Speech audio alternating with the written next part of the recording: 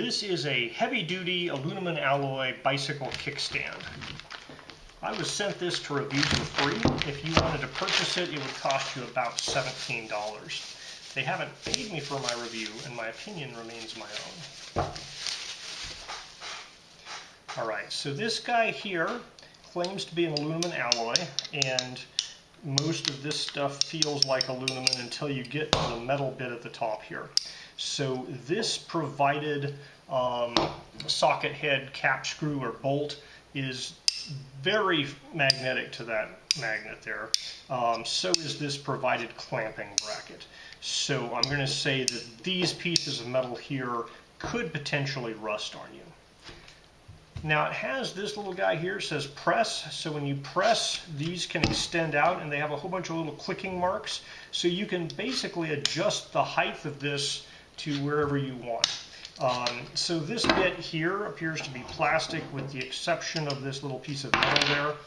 My magnet is sticking to that metal spring, so that may also be something else that could rust. The surface finish is a little mottled here. It feels like pretty heavy-duty plastic. You know, it's very rigid and stiff. Appearance-wise, it looks like a molded, injection molded type of plastic, but there's kind of some discoloration and the surface isn't super smooth. So I don't know if that's the formulation of plastic or not. It does have a left and a right marking here to know which side goes on which one. And there are some numbers in here, kind of 4, 3, 2, so you can kind of set them both to the same number if you're trying to achieve a particular height. So if your bike has a hole for one of these guys, you just bolt it on. If not, you hook this bracket up to it. So it has a spring-loaded cam action here where this will lock up or lock down.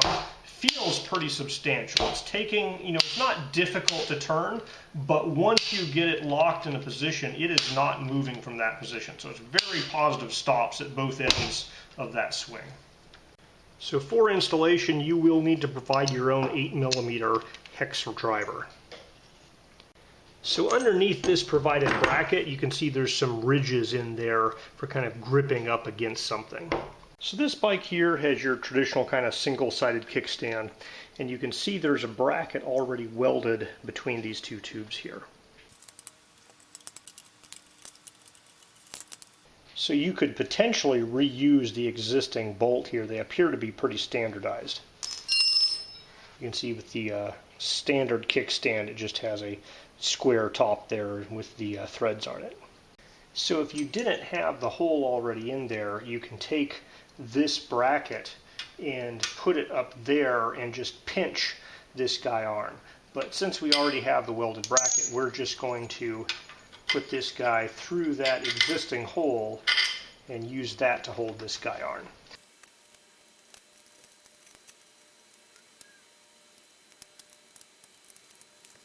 So at the lowest setting on my bike, it's not actually touching the ground. So we do have to raise the bike up just slightly and find a setting we like that. Somewhere that keeps the rear tire just slightly off the ground. That might be a little too high. I could lower it slightly.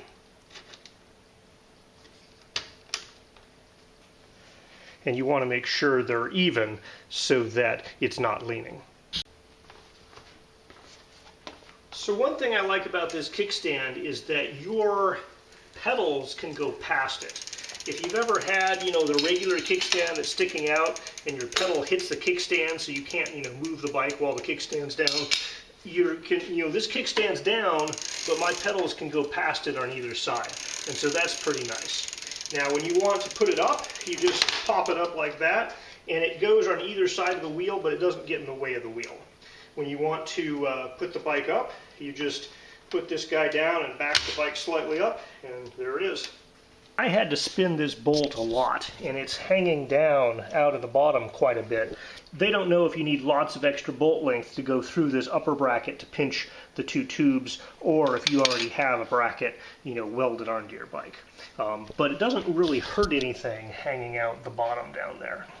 So I feel this is a nice upgrade over kind of the kickstand you get with the bike by default. It's not like super, super fancy and nice. You know, these springs and buttons look a little cheesy, but they hold pretty well. So I like it. I think it's a good value for the price. The only way they could really improve the package, I think, including an 8mm hex wrench with it. Because, you know, if you're buying this guy, you may not be a professional who has those types of tools just on hand. So it would be kind of nice to have an 8mm hex key included in the package.